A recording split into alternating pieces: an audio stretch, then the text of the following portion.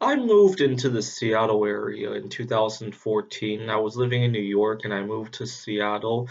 And I still remember when I first got to Seattle, my first day, I couldn't get into my apartment yet, so I had to get a hotel room. And I remember it being 10 p.m. and I was just really tired, which is unusual for me. Usually at 10 p.m. I'm tossing and turning, if not wide awake, I'm at least tossing and turning.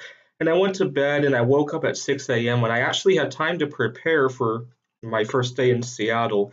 I was going to move into an apartment. I was going to see if I can email some of the people I'm going to be working with and perhaps binge watch a few videos about a programming language that I had never used before, C Sharp. I used to program in C++, but I knew that at the job I would be taking, I would be programming in C Sharp. So I had planned on binge watching a few videos before I started. And I remember just being able to sleep on time and wake up refreshed and still have a lot of time to do other things that I wanted to do that day.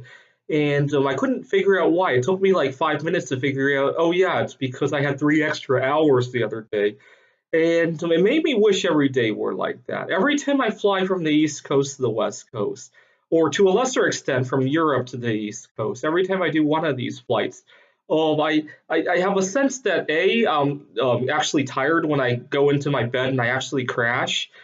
B, I wake up refreshed, and C, I actually have enough time in the day to work and to socialize and to exercise. Usually, one of those things has to fall by the wayside, and actually to cook some food instead of eating crap. Usually one of those things has to fall by the wayside in a 24-hour day. And it made me realize that in the modern world where we have artificial lighting, I'm actually using a UV light that's used for reptiles in my room.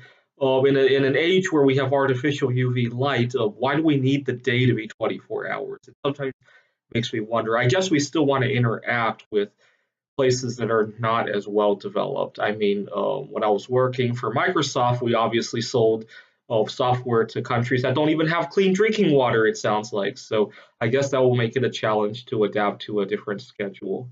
Thanks for watching.